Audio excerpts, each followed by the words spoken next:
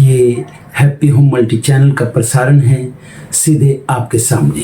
Focus Hindustan Mumbai news channel पर आप सभी का स्वागत। मैं हूं माजिद सिद्दीकी। दुआ सलाम आदाब जय भीम। हक और हकीकत को बताने वाले खामोश बैठे हैं, सच बोलने वाले पर इल्ज़ाम। आने वाला वक्त ही बताएगा। वीडियो को आखिर तक देखिए। सबसे पहले फोकस हिंदुस्तान को सब्सक्राइब करें, लाइक करें, शेयर करें और अपने कमेंट ज़रूर भेजें। समाज को जगाने के लिए आपकी ज़रूरत है। मैं फिर आऊँगा ताज़ा खबरों को लेकर। माजिद सिद्दीकी, जय हिंद।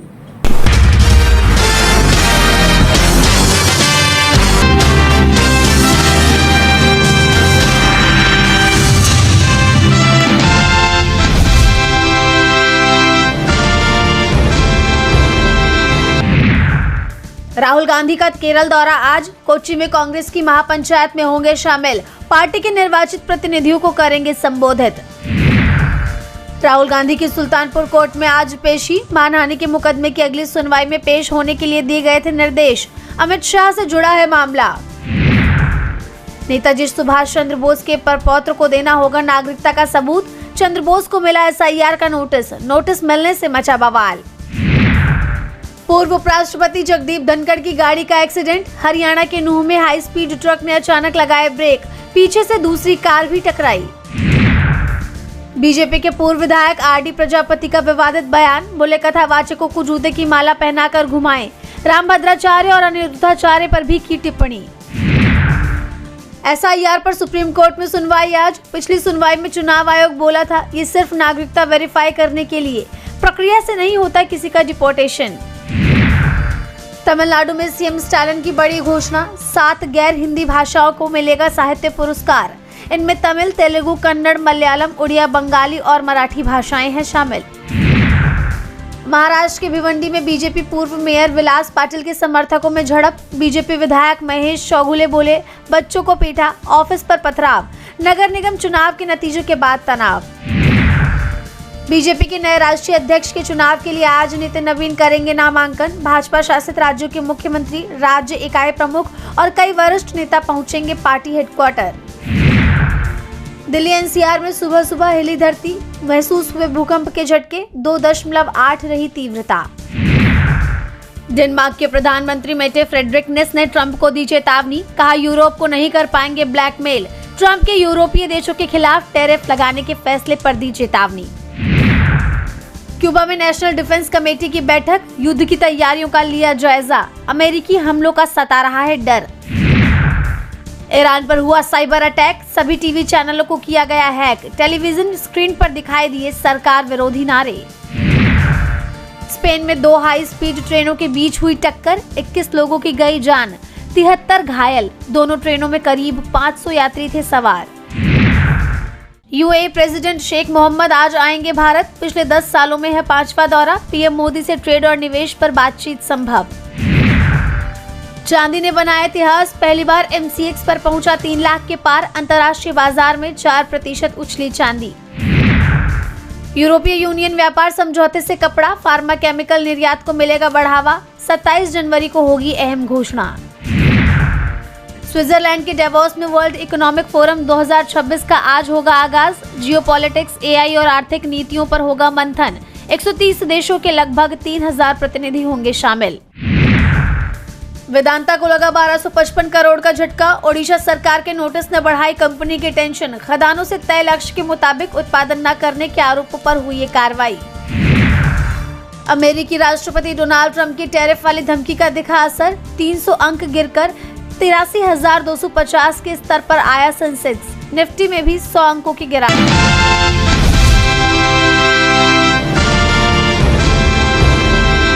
महाराष्ट्र में निकाय चुनाव के नतीजों के बाद अधिकांश निगम में किस दल का मेयर बनेगा ये तय हो गया है।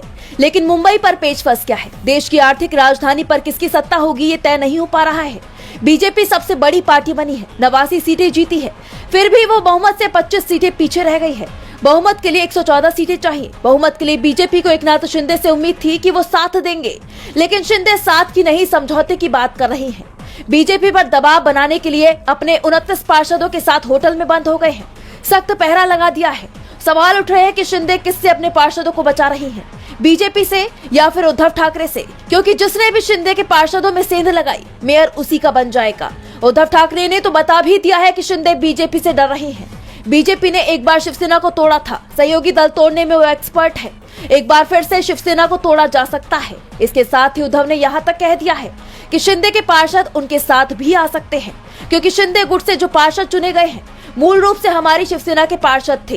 उन्होंने ये भी कहा कि बीएमसी में मेयर हमारे गुट का बने, ये मेरा सपना था, भगवान की इच्छा से ये संभव होगा। इस बीच ये भी खबर सामने आ रही है कि शिंदे ने मेयर पद को लेकर एक फॉर्मूला बीजेपी के सामने रखा है। इसमें 2.5 साल की बात कही गई है। मुंबई में पहले 2.5 साल शिवसेना का मेयर हो, बाद के 2.5 साल में बीजेपी अपना मेयर बनाए, लेकिन बीजेपी इस बंटवारे के लिए तैयार नहीं है। लेकिन शिंदे को नाराज भी नहीं कर पा रही है, इसलिए देवेंद्र फडणवीस भी बीएमसी में बीजेपी का मेयर बनेगा ये नहीं कह पा रहे हैं। जब उनसे सवाल किया गया तो फडणवीस ने बस इतना कहा कि बीएमसी में मेयर महायुति से होगा। अब फडणवीस क्यों शिंदे के दबाव में दिखाई दे रहे हैं, ये जानने के लिए पहले बीएमसी के नतीजों पर गौर कर लेते हैं, जिसमें से बीजेपी को 89, शिवसेना शिंदे गुट को 29, शिवसेना उद्धव गुट को 65, कांग्रेस को 24, एमएनएस को 6 और अन्य को 14 सीटें मिली हैं। यानी कांग्रेस और उद्धव सेना की सीटें जोड़ दे तो ये संख्या 89 हो जाती है।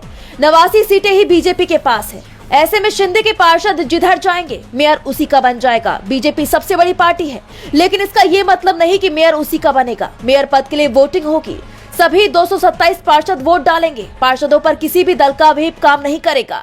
ऐसे में मेयर पद के जिस उम्मीदवार को सबसे ज्यादा वोट मिलेंगे वो चुना जाएगा। बीजेपी के पास बहुमत नहीं है, इसलिए मेयर पद से वो दूर भी हो सकती है।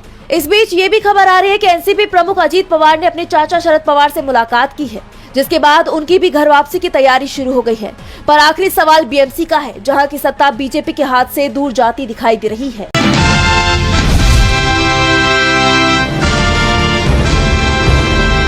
मोदी सरकार में मंत्री नितिन गडकरी के एक हालिया बयान को लेकर चर्चाओं का बाजार गर्मा गया है। अक्सर अपनी बेबाकी को लेकर खबरों में रहने वाले केंद्रीय मंत्री नितिन गडकरी ने एक कार्यक्रम के दौरान कुछ ऐसा कह दिया, जिसको लेकर अब पूछा जा रहा है कि कहीं उन्होंने ये बयान अपनी पार्टी को लेकर तो नहीं दे दिया।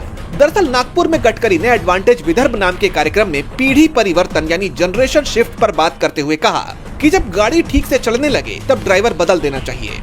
भले ही गडकरी का सीधे तौर पर यह कहना था कि जब कोई व्यवस्था या संगठन सुचारू रूप से स्थापित हो जाए तो पुरानी पीढ़ी को स्वेच्छा से पीछे हटकर कमान युवाओं के हाथ में सौंप देनी चाहिए।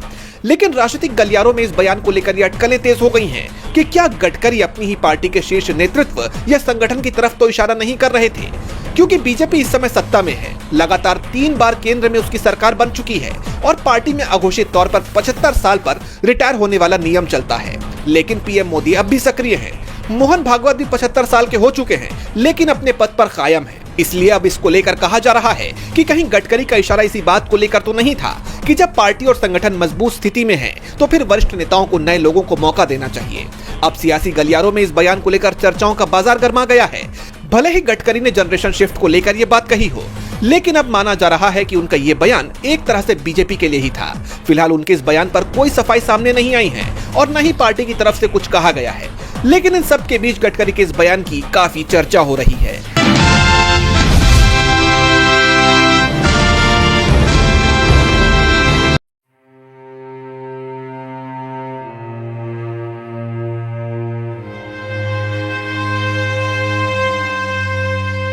कभी शहीद बेटे के ताबूत को चूमती तो कभी सहलाती और कहती कि ट्रक में मेरा बेटा दूल्हा बनकर जा रहा है, मेरे बेटे की बारात निकल रही है। बहनों का भी रो रो कर बुरा हाल है। मेरठ के मेजर शुभम सैनी का पार्थिव शरीर जब घर पहुंचा तो हर कोई आखिरी सलामी देने पहुंचा। लेकिन इसी बीच मेजर की मां की एक वीडियो ने सभी को रुला दिया। दरअसल मेरठ के शुभम की मौत रोड के दुर्घटना में हो गई। शुभम सैनी भारतीय सेना में मेजर पद पर तैनात थे। देहरादून सड़क हादसे में शुभम की जान चली गई। मेजर शुभम की कार उत्तराखंड में बेकाबू होकर 50 मीटर की गहराई खाई में गिर पड़ी। कई घंटों की मेहनत के बाद मेजर को रेस्क्यू किया गया। गंभीर अवस्था में उनको देहरादून सैनिक अस्पताल पहुंचाया गया, जहां डॉक्टर ने उनको मृत घोषित कर दिया। 27 साल के मेजर उत्तराखंड के चकराता में पोस्टेड थे। एक सुबह वो किसी काम से देहरादून जा रहे थे। मेजर 3 भाई बहन में दूसरे नंबर पर थे। बड़े भाई तुषार की फरवरी में शादी होनी है। शुभम 2015 में सेना में लेफ्टिनेंट पद पर भर्ती हुए थे। पिता भी सेना के रिटायर्ड सूबेदार थे। मेजर शुभम सैनी का परिवार आर्मी से जुड़ा हुआ है। पिता सत्येंद्र सैनी रिटायर्ड सूबेदार हैं। 3 भाई बहनों में वो दूसरे नंबर पर थे। बड़े भाई तुषार सैनी आईटी कंपनी में कार्यरत, जबकि छोटी बहन निधि सैनी आर्मी स्कूल में टीचर। पिता ने बताया कि वो 2019 में कमीशन्ड होकर सेना में लेफ्टिनेंट बने थे। इसके बाद प्रमोशन पाते हुए मेजर तक पहुंचे। आर्मी स्कूल से इंटरमीडिएट पास करने के बाद उनका 2015 में एनडीए से सिलेक्शन हुआ था। पासिंग आउट परेड 2019 में देहरादून में हुई थी। उनकी पहली पोस्टिंग पंजाब के भटिंडा में थी।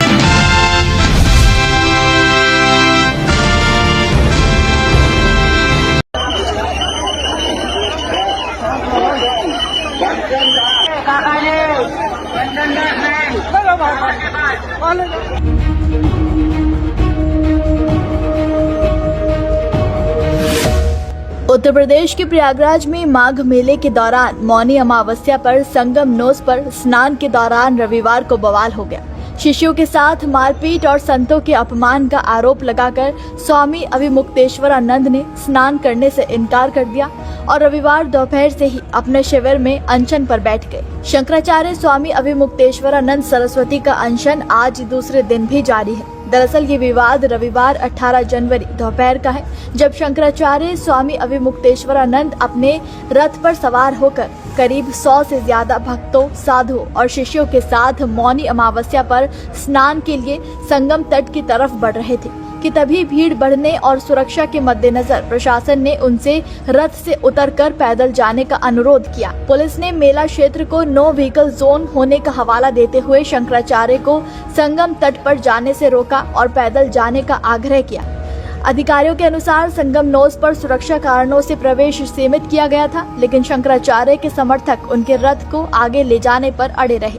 प्रशासनिक अपील के बावजूद समर्थक आगे बढ़ने लगे, जिससे पुलिस और समर्थकों के बीच धक्का मुक्की हो गई और माहौल तनावपूर्ण बन गया। यहाँ भीड़ बढ़ने और अव्यवस्था की आशंका के चलते शंकराचार्य का जुलूस रोक दिया गया। बाबा के समर्थक अड़ गए कि हमें आगे जाने दिया जाए। इसी बीच उनकी बहस शुरू हो गई। बहस धक्का मुक्की में बदल गई।